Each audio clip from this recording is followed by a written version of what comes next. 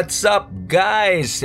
Kumusta mo diha? Oy, natay lang taon karong nga video ako nakita. Usa ni siya sa talent portion sa pageant no sa I think it's Miss World pageant na Miss World Chile nga kandidata. Gikanta kagod kayo ginantahan.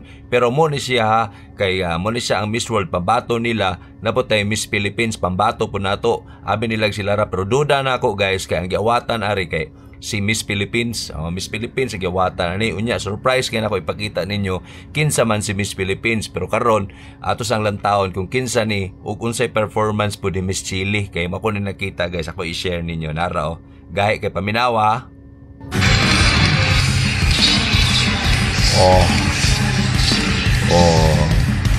Pinakula kay ba? Hello. Hala, kagod kayo? Guwapa pa yung kayo? Hala, relax na kayo eh. Hala. Rakista kayo talent mo. Miss World Chile, oh. Open over here.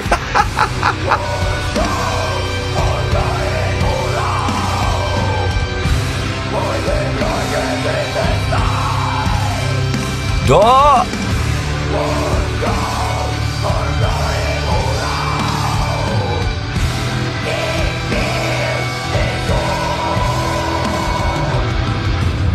Hala. Hala ka! Kuyo kay Miss Chile ha. Nakita ni na us TikTok. Nakita po ni nagilabay pa ni sa feed din sa kaning Facebook.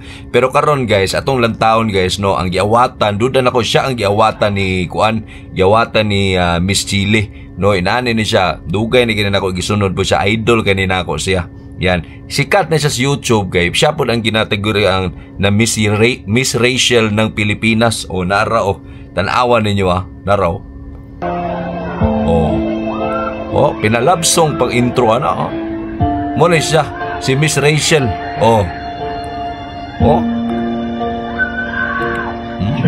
Pina-check pa na niya. Tanawa o. Berana ka.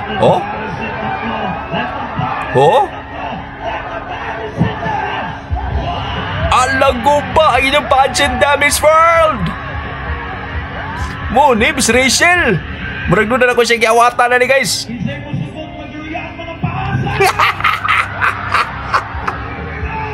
Baguyaw eh. Pero duda din ako guys kay ang giawatan ari kay si Miss Rachel no si Shamsi TV. Ayan, shout out sa idol kanina ako. Then believe ko ato Miss World Philippines, Miss World Chile pod kay kagod kayo ang talent pod no. Amazing murag first time ko kitag talent portion ba nga kada bitong aside kay Miss Philippines si Shamsi TV, dili Shamsi Supsup pa o Miss Philippines siya iyang talent iya ginagamit siya ang performance. So mo na siya kapili na mo kinsa inyong padaugon Miss Chile ba or kaning Miss Hot and Spicy Shamsi TV aka si Rachel, Miss Rachel. Ala ka gahi kay riya.